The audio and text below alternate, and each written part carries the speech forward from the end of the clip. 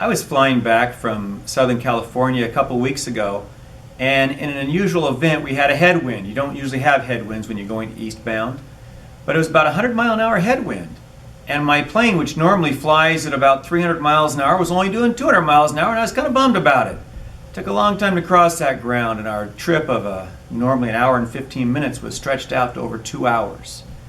Pilots don't like headwinds. Well, the next week I was heading to Dallas. And on the way to Dallas, we got the most amazing tailwind. The storm was coming in, and our tailwind was blowing 167 miles an hour.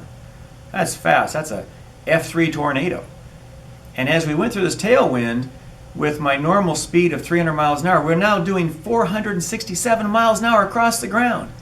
And I thought, isn't it interesting that the airplane, working exactly the same in both situations, was realizing an increase of 267 miles per hour across the ground because of the tailwind versus the headwind, all other things being equal.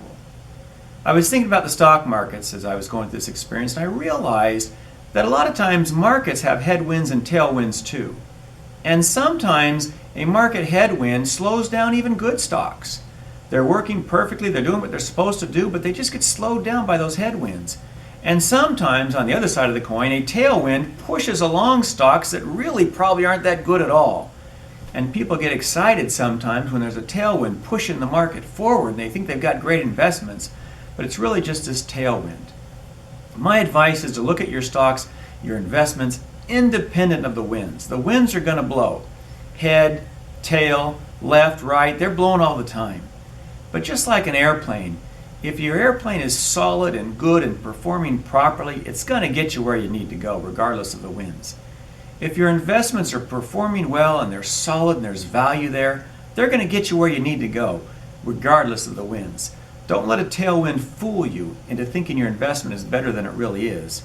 Don't let a headwind discourage you into thinking you've got something bad. Sometimes that's just the way the wind blows. This is Dan Wyson from St. George, Utah, with Common Sense.